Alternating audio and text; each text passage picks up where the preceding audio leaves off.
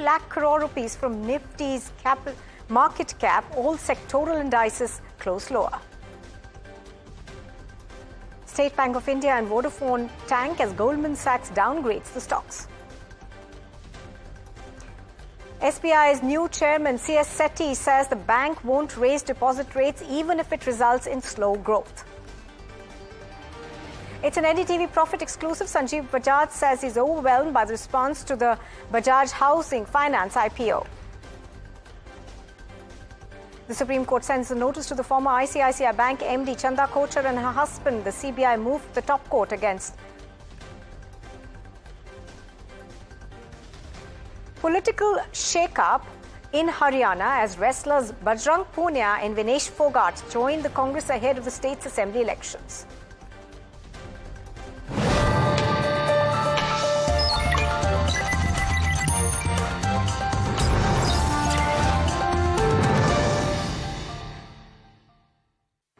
Good evening and welcome. You're watching Profit 360 on NDTV Profit and I'm Nupur Talwar Suri. Well, the big story today, of course, is the sea of red that we see in the stock market today. And to tell us more about it, we're now joined by our stocks editor, Neeraj Shah.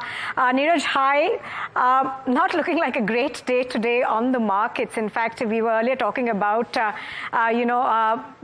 the NSE and the BSE being about 1% down. Yeah, I mean, 1% lower, though not at the lowest point of the day, which is one good thing. And I think throughout this week, Nupur, we've seen instances where the global markets and Asian markets in particular have corrected about 2 to 3% as well, and the Indian markets have been relatively well behaved. I wonder, part of the reason, I think, and there are a lot of rumors flying around today about last date for FPI regulations, not a rumor, but I really doubt that is a reason for the correction to happen, or some minister having spoken about how India needs to be careful about what's happening geopolitically, all of that. So multiple rumors out there, don't know what is right and what to give credence to. I would suspect that some of it might have to do with the fact that it's an important weekend, and end of the weekend, maybe large positions or large long positions might not have been favorable. So that is part one. We've been doing so well that some bit of correction is okay. And frankly, if you just ask yourself, at 25,000 in such a raging bull market, would a 1 or 2 or 3% corrective move be okay? Answer is a yes. So not a big deal. So you're seeing it very optimistically still. But going on to the big story that's coming out of the markets, we had a Goldman Sachs note coming out, and that's impacted two shares quite a bit. One, of course, SBI, the other one, Vodafone. What's your sense on that? Yeah, so it's interesting. I mean, sometimes the best of the analysts have to kind of eat their words. So I stand corrected on the Goldman view on Vodafone at least, because the target was 2.2, they've raised it to 2.5. They've been wrong for a while now because Vodafone as a stock has done really well. They're citing free cash flow issues, but if things go right and if the AGR dues go in favor, that case goes in favor of Vodafone Idea, then the stock has some more upside out here, and in fact significant upside, so I don't know about that. With regards to SBI, Nupur, yes, PSU banks have had a rough weather, right? I think from the highs, SBI maybe is down about 15 to 20% or somewhere around that number. So yes, PSU banks have had it rough. Some of the reasons cited by Goldman Sachs in the note may make sense as well. At some point of time, the large corrective move in banks per se will come to a halt. Until then, maybe a 4% downtick today, but a downtick that has been there for a while. Maybe we come to the end of the downtick period for an SBI or some of the other banks very shortly. Now, the other point, of course, is the market's also a bit jittery on the US jobs non-farm data that's going to come out today. So what's your sense on that? Of course, everybody probably linking into the Fed rate cut as well. That should be out this evening. Yeah, so interestingly, the biggest data point or the last big data point before the Fed does its decision. Now, and because Jerome Powell has laid so much of emphasis on jobs being the key driver for what the Fed will do, but one would suspect that between a 75 to 100 basis points now is cast in stone in the US. I really doubt that, from the basis of what we've seen in the last few months, that the jobs data can throw up such a big surprise that it may make the Fed rethink its whole thing about the timing of the cut, right? There needs to be significant adjustments in the US Fed policy, something that Jerome Powell said at Jackson Hole very recently.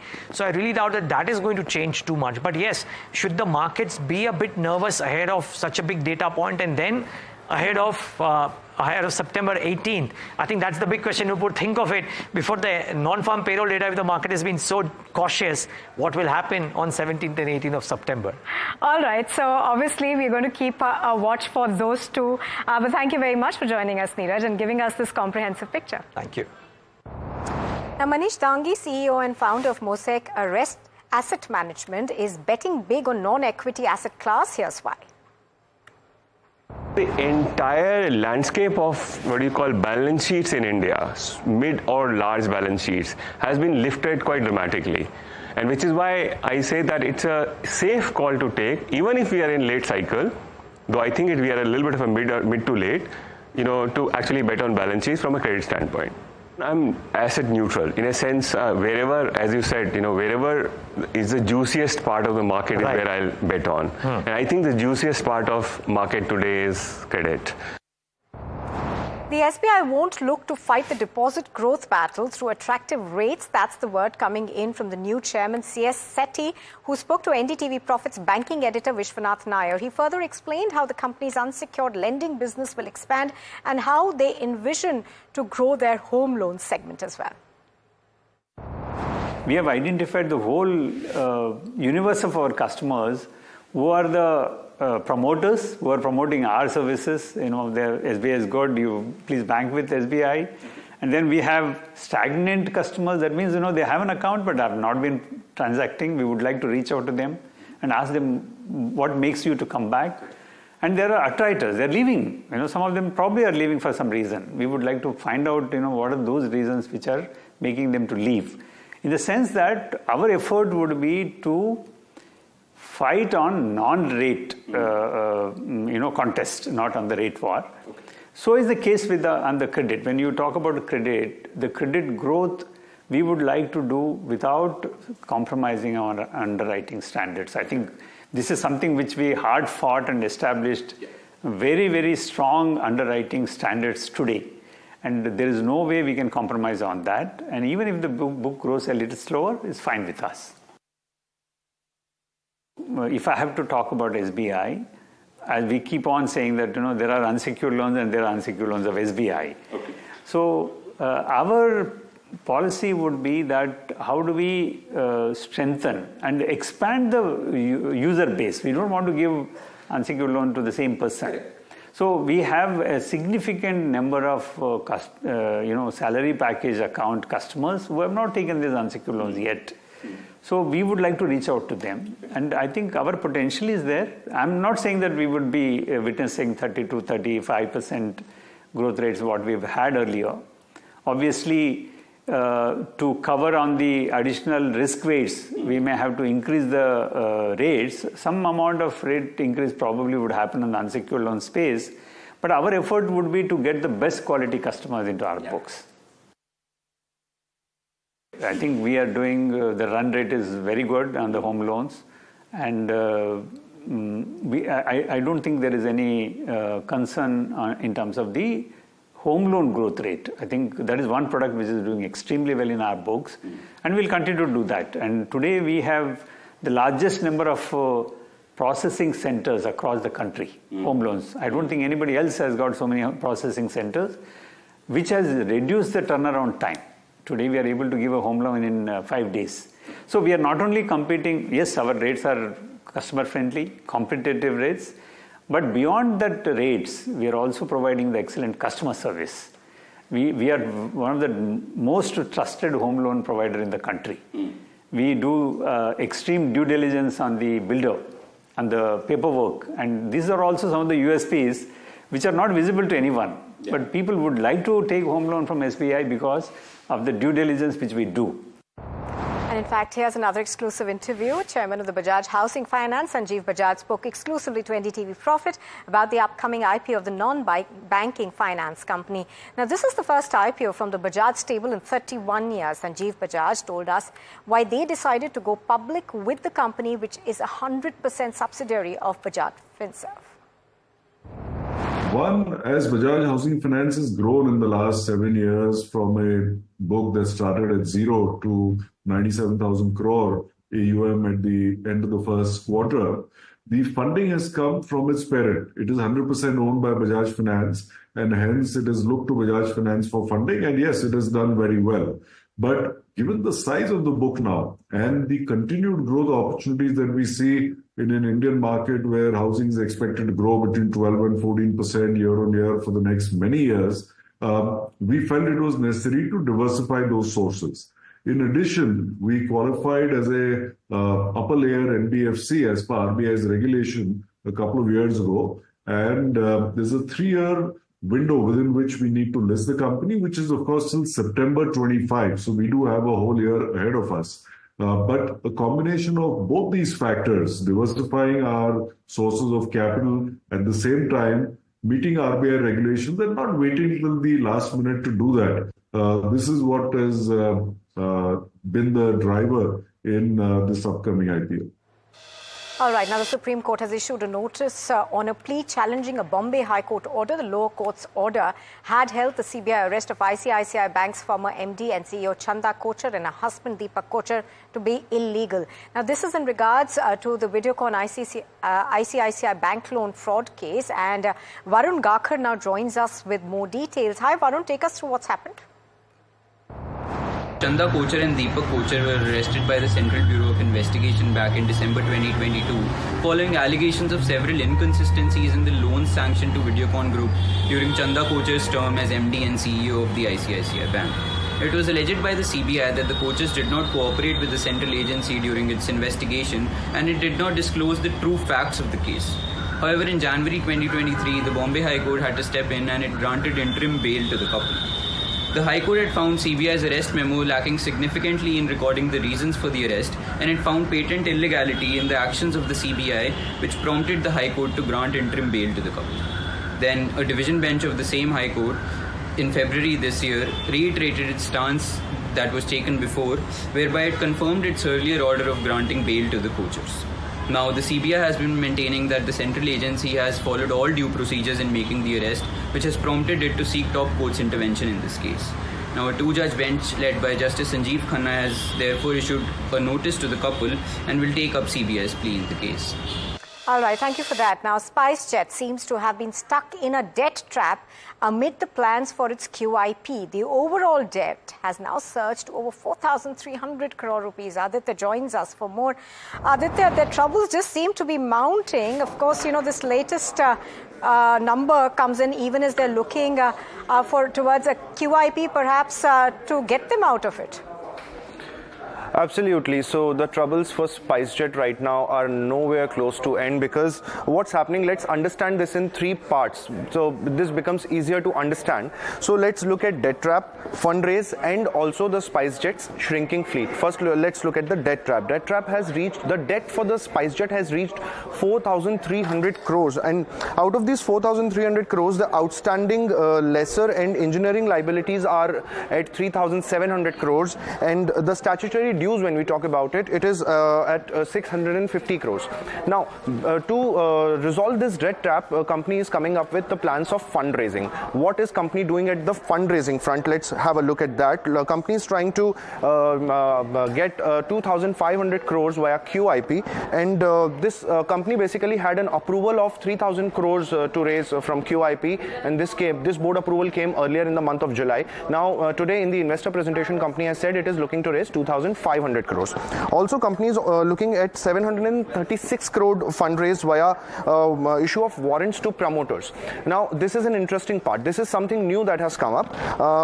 But despite doing all of this, the debt would remain at nearly 1,000 crores for SpiceJet. Now, also let's look at the fleet, which is shrinking for the SpiceJet. In last 5 years, 36 aircraft have been grounded for SpiceJet. Now, the fleet, which used to be at 74 in 2019, is currently at 28 aircraft in 2024. Now, this itself tells the entire story of the airline right now and the troubles of the financial troubles of the airline right now, because in past few days there have been instances when the aircrafts were not allowed to take off from some airports due to the financial dues as well. All right, Aditya, thank you very much for breaking that story down for us. But as you said, of course, their trouble's far from over. Now, moving on, Gautam Adani is set to venture into chip manufacturing business in partnership with Israel's Tower Semiconductor Limited. Now, the two will invest $10 billion, around 3,947 crore rupees, to set up a plant in Panvel in Maharashtra. As announced by the Deputy Chief Minister Devendra Fadnavis, the plant will manufacture analog and mixed-signal integrated circuits. First phase will see an investment of 58,763 crore rupees, producing 40,000 wafers per month. In phase 2, the investment will rise to 25,184 crore rupees, with capacity doubling to 80,000 wafers monthly. Now, the project is expected to generate over 5,000 jobs. And another player forays into the EV space. Ease My Trip had yesterday announced a plan to set up a plant for manufacturing electric buses. We spoke to Manoj Soni, the CEO of EV and Mobility segment of the company, about this. And this is what he told us. In this space, there is, anyways, it's already on a growth trajectory. We see that year on a year, I mean, the CAGR was expected around 24% into this. By 2030-35, I'm pretty sure that there would be a huge demand of around more than 100,000 odd buses. So there is a space available. And we come from the experience segment from the same industry, and that's how there is a potential, and we are entering into this venture. But the Telangana government is positioning Hyderabad as the future AI hub of India. Telangana's IT Minister D. Sridhar Babu, while speaking to NDTV's Uma Sudhir, emphasized the importance of AI education for the country's development and highlighted the state's efforts to become a key player in this growth. We said earlier, the government of Telangana, the Chief Minister, and we are all planning to build a robust AI architecture over here. We shall help the people of Telangana and also the people from India and all through the globe. This basically the intention and the objective of this summit is to sensitize, educate, and to bring awareness primarily among people, and also try to embrace the AI into governance, and also sees that all verticals, including, one, if you take the governance as a vertical and our industry, the services and everything coming together, it is inevitable that AI is going to come into their lives, into their systems. So we just thought we would like to make us sensitized. Now, the cost of preparing both vegetarian and non-vegetarian thalis at home got cheaper in August. According to the latest CRISIL Market Intelligence and Analytics research, the average cost of a home-cooked veg thali dipped by 8% year-on-year, while a non-veg thali saw a decline of 12% year-on-year. Now, this decrease is driven primarily due to falling prices of key ingredients like tomatoes, chili, cumin, and even vegetable oil that saw a substantial dip. Even broiler chicken prices, which constitute half of a non-veg thali, saw a dip of 13% from last year. Well, digital frauds and cyber financial scams are becoming increasingly common in India. A large part of that has to do with the rapid digitization of commerce and an equally rapid expansion of the payments ecosystem. Now, with the Reserve Bank of India also stating that the security of digital payments is now its top priority, India is moving towards payment pass keys and enhanced biometric authentication. MasterCard has launched one such solution.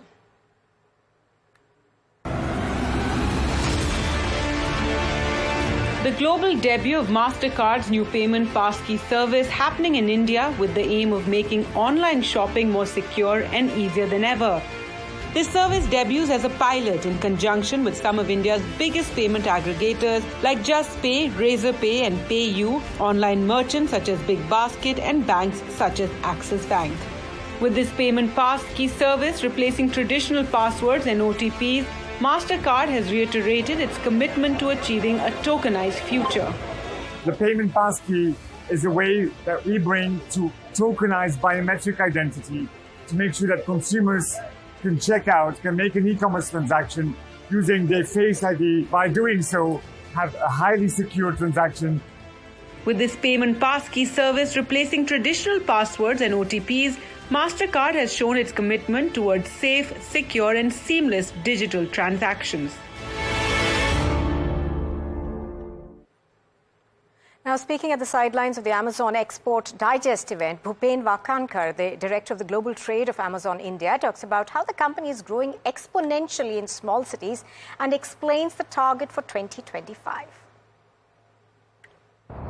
We are very happy that, this has really democratized the access to e-commerce export. So we have sellers from over 200 cities in the country now listed, over 5,000 pin codes, 28 states, 7 union territories now are represented on the Amazon Global Selling Program.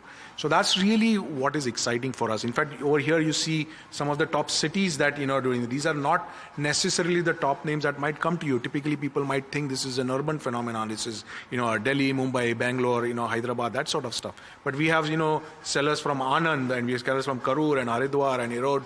All over the country, sellers from the smallest of districts are embracing this technology. If you have access to a product base or a manufacturing base, or you can source products and you can understand what the customers in the West want or customers all across the world want, then you can be on an exports platform like Amazon Global Selling and export right from your hometown. Right. If I remember it correctly, the last time, in order to encourage exporters, you did slash the subscription fees for the exporters. So any other similar initiatives that you have taken in order to, encourage exporters as well as boost their sales? Yeah, I think what we continue to believe is the subscription fee waiver was for new sellers who are coming on the platform. What we want to do is make sure that we continuously invest in technology that makes it disproportionately easy to just become a seller. And so think about, understanding of customer insights. What will make it disproportionately easy for a seller to understand how customer is reacting to her product offerings, right? And, so that's an area that we continue to invest in. Cross-border logistics is an area that we continue to focus on in a big way. So Amazon Send now has full container ocean service, partial container ocean service. We have an air service available for inbounding into our warehouses the world over. So we're very excited that all of these technology investments and network investments on the logistics side that we are making are bearing fruit, and that's what we will continue to do. Now, wrestlers Vinesh Phogat and Bajrang Punia have officially joined the Congress party. This comes ahead of the Haryana Assembly elections scheduled for the 5th of October. And joining me now on the broadcast is Gurpreet from NDTV. Hi, Gurpreet. Give us more details about how this could impact the Congress party. Finally, sports hero Bajrang Punia and Vinesh Phogat have joined Congress in New Delhi. We have seen the Congress party was totally in touch with sports hero, asking them to join Congress, and today they formally joined Congress. What we have learned of insider sources within the Congress is going to give a bigger role to sports hero, and they are trying to get political mileage out of their sports career. Let's see what type of future of this sports hero will be in the Congress politics, but the Congress was expecting this sports hero will leave a huge impact in the state politics. Now on to some national news, some more national news rather. Now the CBI has ruled out a gang rape in the RG car rape case and murder case. DNA evidence indicates that Sanjay Roy is the sole perpetrator of the crime which occurred on the 9th of August. Now the CBI's investigation has confirmed that only Roy's DNA matched samples collected from the victim, and he has been in custody since the day after the incident. The Enforcement Directorate also conducted raids at Sandeep Ghosh's residence earlier today. The agency's action under the PMLA has been initiated to ascertain financial dealings of Ghosh and his associates while running the hospital. Now, Indian athlete Simran Sharma, the reigning world champion, has moved into the semi-finals of the women's 200-meter T12 event at the Paris Paralympics. Guided by Abhay Singh, she topped her heat with a time of 25.41 seconds. In the men's javelin throw F54 final, Dipesh Kumar is in action. Dilip Mahadu Gavit has also made it to the men's 400 meters T47 final, clocking a season best of 49.54 seconds. Later today, the Tokyo Paralympic silver medalist Praveen Kumar will compete in the men's high jump F64 final. India's medal tally now stands at 25.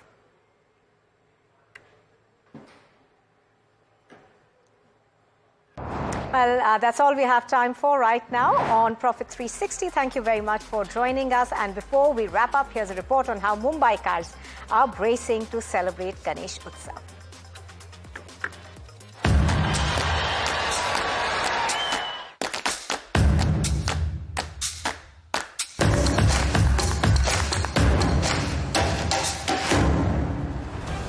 Maximum City is all set to welcome its favourite guest after a long year. With hundreds of mandals across Mumbai, three stand out, capturing the very spirit of both the festival and the city itself. Lokmanya Tilak urged the nation to come together during festivals, and the Keshavji Naik Chawl was the first to do it. Adhering to that clarion call, his close associates, those who used to stay in our building, those are ex-residents of our building, they started Ganesh festival in this chawl in 1893. So that was the first year we started Ganesh festival. Lokmanya Balgangadhar Tilak visited our Ganesh festival on 15 September 1901. Under his chairmanship, we had a lecture on Grihasthrasham given by one of our residents and his close associate, Godse Shastri. He used to stay over here. The city's oldest mandal has undertaken the responsibility to spread awareness about important skills such as finance, environment and technology. Last year we had a lecture on robotics. We had a lecture on new financial dimensions of economics. Dharavi, often called Mini India, is home to thousands of Tamils who have embraced this festival for nearly a century. We are from Tamil Nadu. They are from Tamil Nadu. Our forefathers fled from Tamil Nadu to Mumbai and settled themselves in Dharavi. They engaged themselves in the leather tanneries as a on daily wages basis. The Ganesh Mandals in Mumbai city are much more than a platform. While some use their global popularity to spread awareness amongst different sections of the population, there are many others which try to unite people of different faiths and beliefs, pretty much like the city.